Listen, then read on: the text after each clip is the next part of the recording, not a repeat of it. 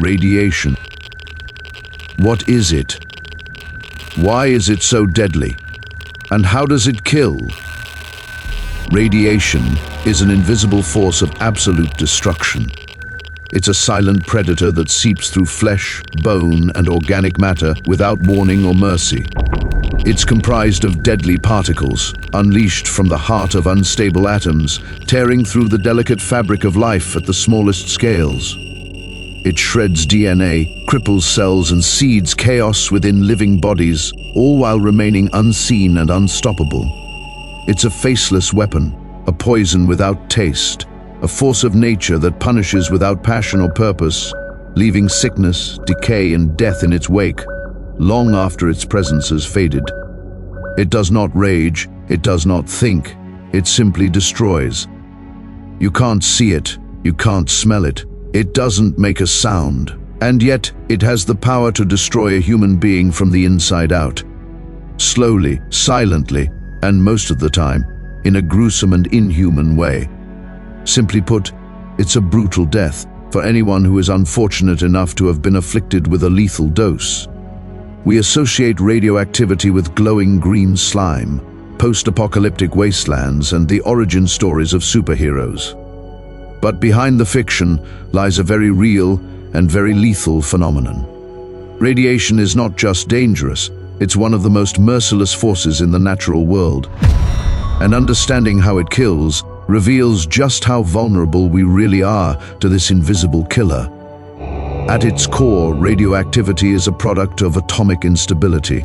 Certain elements, like uranium and plutonium, have atoms that are so heavy and unstable that they fall apart, releasing energy in the process.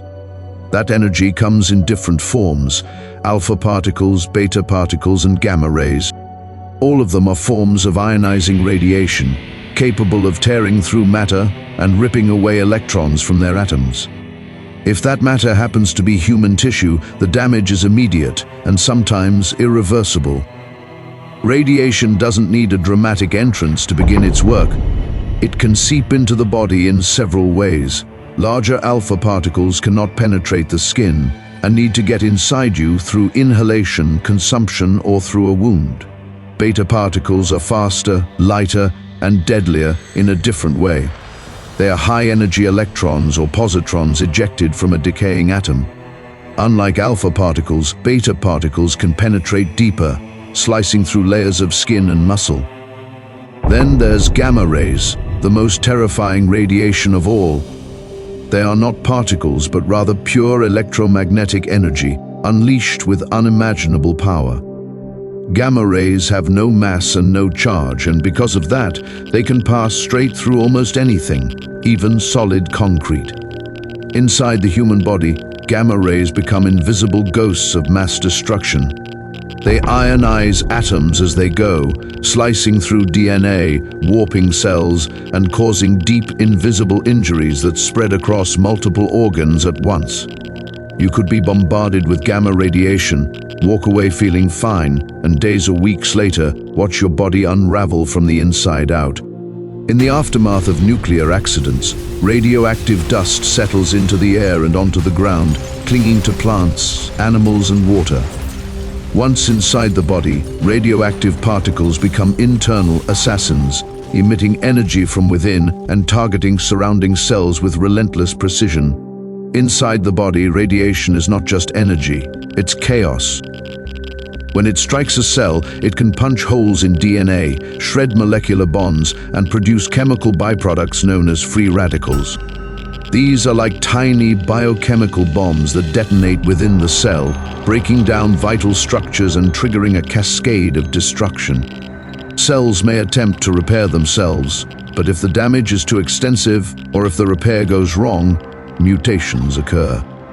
Some cells simply shut down, others become cancerous time bombs. But the true terror begins when exposure reaches extreme levels. Acute radiation syndrome, or radiation poisoning, is the body's desperate and often futile attempt to survive a high-dose assault. Within hours of exposure, the body reacts. Nausea, vomiting, dizziness, confusion, early signs that internal systems are faltering. As the hours turn to days, the destruction deepens. Hair falls out, skin blisters and peels off of the body. The immune system collapses as the bone marrow stops producing the white blood cells necessary to fight infection. Even a minor wound can become a death sentence. The body begins to break apart, cell by cell from the inside. Some describe it more as though the body is melting, like chocolate placed on a hot pan. Blood fails to clot, organs shut down.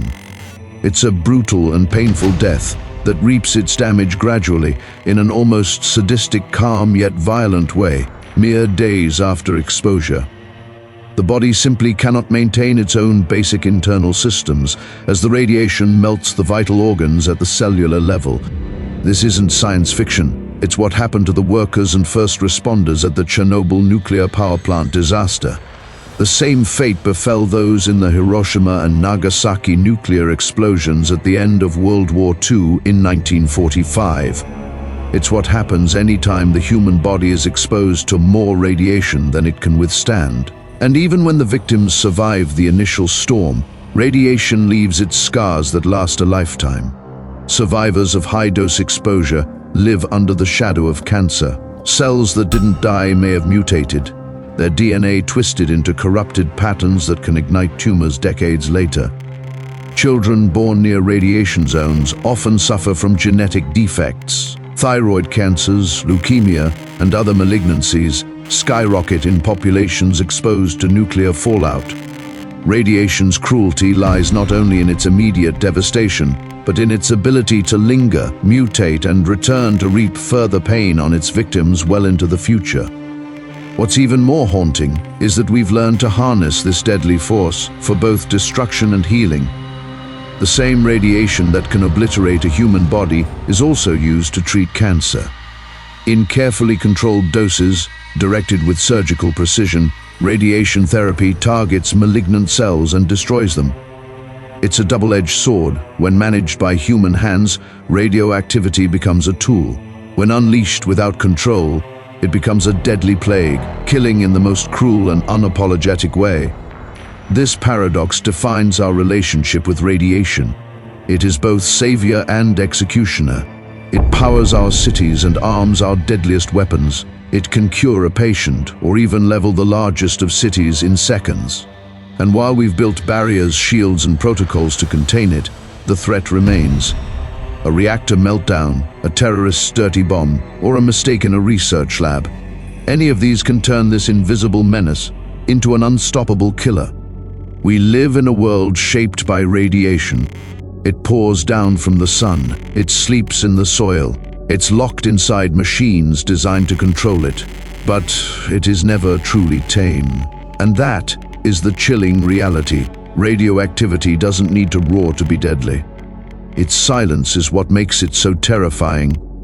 If there is a lesson in all this, it's that the greatest threats are not always the ones we can see. They're not loud or fast or obvious. Sometimes they are quiet. They wait. They quietly attack and inflict their lethal damage. And when they strike, they don't miss. Radiation is not a relic of past disasters. It is part of the present, part of the future. And how we live with it, how we manage its risks, respect its power, and prepare for its consequences may determine whether it continues to serve us or whether one day it becomes our undoing. I'd like to thank you for spending time with us investigating the power of radiation, and I invite you back for our next episode